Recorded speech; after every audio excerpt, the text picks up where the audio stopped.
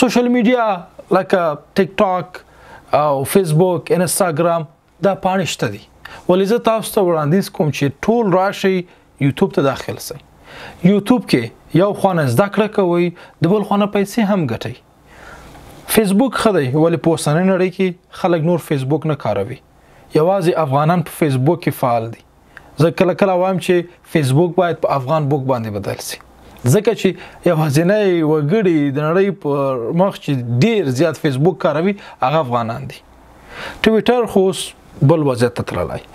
ټیک ټاک ډیر ښه دی، خلک پیسې ګټي ولې یوازې د انټرټینمنټ دپاره ډیر مناسب دی او د ساتیرۍ دپاره ښه دی.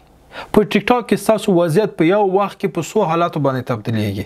کله خوشحاله یاستئ، کله خفه سئ، کله هیجاني کیږئ، کله موټیویټ کیږئ، کله ډسکرج شي یا مثلا کله ناامیده سئ.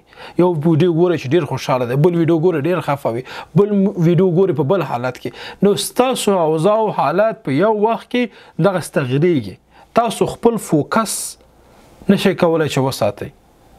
نو تاسو دقت ډیره مهمه ده. نو دې لپاره زه وړاندیز کوم چې تاسو باید یو خوا انګلیسي ژبه زده کړئ، د بل خوا نه یوټیوب ته راسئ او بیا په یوټیوب کې تاسو سرچ وکړئ تر څو مهم ویبپاڼې پیدا کړئ، ډاکومنټریانې پیدا کړئ، کیس سټډیانې پیدا کړئ او خپل کاروبار او ژوند پر مخ یوسئ. زه تاسو ته د انګلیسي ژبې د زده کړې 10 مهم ویب سایټونه وړاندې کوم چې تاسو کولی شئ آنلاین د خپل کورونو څخه په وړیا ډول انګلیسي ژبه ترې زده کړئ. تاسو ضرورت نه لري چې پیسې ورکړئ، خپل امبیانې خپل انټرنیټ په دغه برخو باندې مصرف کړئ. په سیاسي موضوعاتو باندې، په قومي او مذهبي او په دغه نور موضوعاتو باندې نور بحث مه کوئ. یوازینی کار چې کوئ تاسو په خپل فکر باندې کار وکړئ، خپل په فکري قوت باندې کار وکړئ تر څو د نړۍ سره سیال شئ.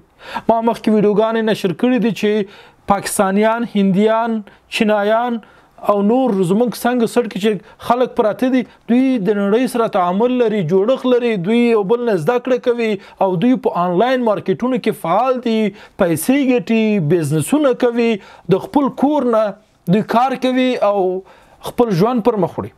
ولې زموږ افغانان په دغو پلیټفارمونو کې ډیر کم حضور لري.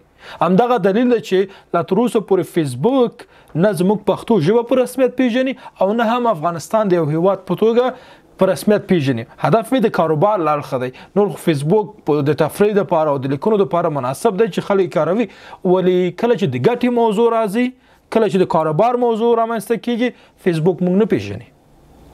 نو مهمه دا ده چې موږ باید په دغه ټولنیزو پاڼو کې مشخصا په یوټیوب او که فیسبوک کاروئ یا انسټاګرام کاروئ، په دغه برخو کې موږ باید ډیر ایجوکیشنل پر مخ لاړ شو، زده کړه وکړو او نورو ته خپل پیغام ورسوو او دغه سوشل میډیاو څخه باید پیسې وګټو.